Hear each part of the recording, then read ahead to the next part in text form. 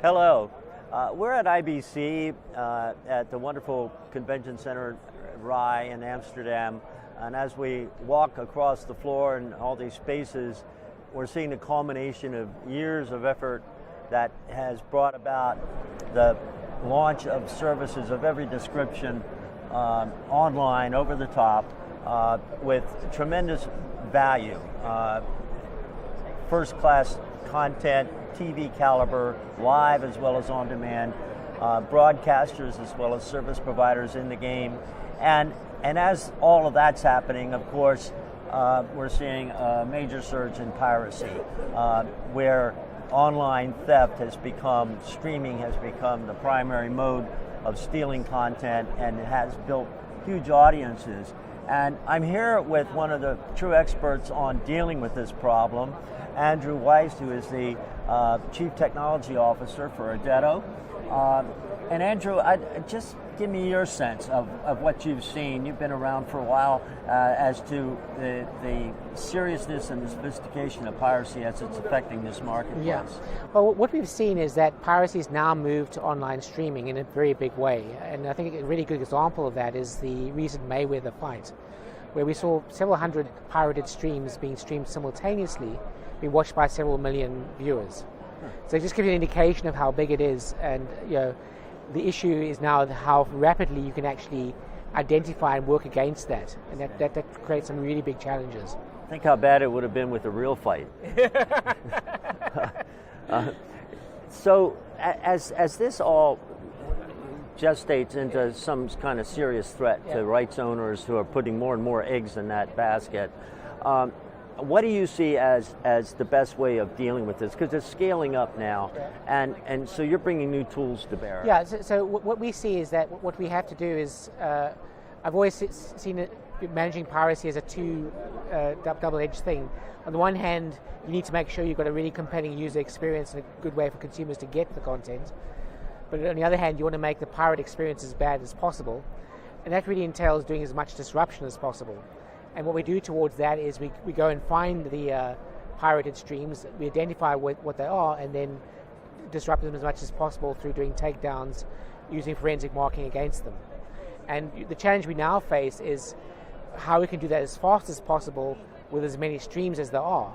And we've been really focusing on how we can streamline that process, and that's where we've been looking at using artificial intelligence to help us really streamline and get those workflows as fast as possible. So I guess that all starts with identifying and validating that content is stolen. If you're looking at everything without necessarily relying on watermarks, you've got to say, okay, this looks like it might be stolen, and then validate that it is. So you're actually using automated intelligence to be able to go through that on a mass scale of looking at all the streams. Yes.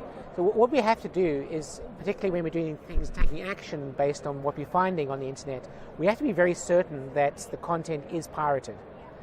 And that could entail, in some instances, actually having people look at the content and say, yes, that's been pirated.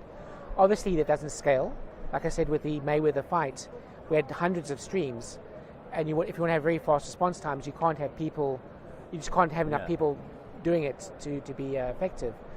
So there we've actually started to employ artificial intelligence and computer vision to actually be able to look at the content and identify, yes, it is stolen content with a very high degree of certainty, and then be able to take action on that with full automation, rather than having to have any human intervention involved. So you have to validate that it is what it says it is. Yes, yeah. And you also have to validate that it really is stolen. Yes. So in validating it is who it says it is, you're relying on the identification of in the content flow itself of that particular entity that originated the content legally. Yes. So we have a number of techniques, and one of them, which I was talking about today at the conference earlier, was actually being able to identify logos, the actual TV logo, which is on the video itself, automatically. So by just taking screenshots of the video as it's being played back, and then being able to identify where the logo is on the screenshot, and identify then which the specific logo is, we can do that with a very high degree of probability. and it again enables us to streamline the flow very, very rapidly. So then, but on the identification side, how do you decide what's stolen or what's likely to be stolen? Well, typically we work on behalf of customers who ask us to go and find content and disrupt it that's been stolen.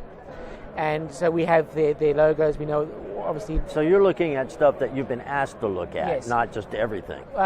We also do look fairly broadly as well, but when we're actually doing the actual takedown, we're doing it specifically on behalf of. So a given specific entity is customers. going to say, okay, this content originated from such and such a place legally. If you're seeing it show up from other places, it's not us.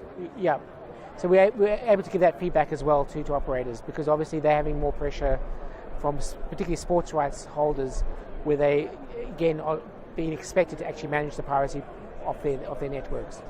What you're seeing is that there are various different business models, from basically advertising driven through to hardware box sales, where piracy is used to actually cause people to buy hardware, through to actual subscription services.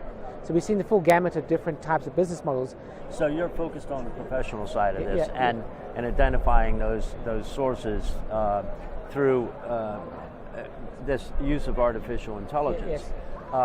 How does that work as far as getting to who those sources are? Once you've identified and validated content, you know it's been stolen, then you got to find out who stole it. In that case, it really comes down to using that's when the forensic watermarking comes into play. And again, the first step of actually identifying helps us in that process, because we know which source it comes from. We know what if they are using forensic marking, then we can zoom in and then do the forensic mark detection, and it just reduces the amount of effort that's required to do that. But it still requires that you have the forensic marking in place to identify which particular session or which particular subscriber was actually being used to source that content. Okay, so that plays a key role, but you're narrowing the search for the watermarks. Exactly, correct. Is this now in operation, this use of this technology? Yes, so we're doing both the actual usage of the identification and also the forensic marking as well. We're making use of both of them. How do you feel generally, just the gut level feel, with all the tools that you and other entities are out there with in this battle? Do you think it's possible to turn this tide, or is it just a matter of limiting it? I think it's really about limiting it, and say there's a trade-off between when you think about marketing to consumers. What you're trying to do is make sure that your own offering is compelling versus the pirate offering. And our role is to really make the pirating offering as bad as possible. And I think there we can do enough to make the consumer offering, the legitimate offering, compelling enough for consumers. Well, I guess one way to make the consumer uncomfortable would be with anything that's live, that's a high value, that they're depending on watching, and like a sports event, and it gets interrupted. Are you able to move this stuff through the system and get back in time? That's exactly why we're using things like artificial intelligence, because we have to move very quickly. So it helps us get much faster when we're doing, say, takedowns. It enables us to do the takedowns much faster. If we're using forensic marking, it enables us to do the analysis much quicker. So it's really important to cause that disruption and make the pirate viewing experience as bad as possible. Yeah. Okay, well, this is a new chapter, certainly not only in the evolution of piracy, but the evolution of the battle against it. Right, thank you. So I'll be looking forward to seeing how this pans out as far as battling that tide. Great, well, thanks. I'm sure we'll succeed. Thanks a lot. Okay, thank you. Thanks, Fred.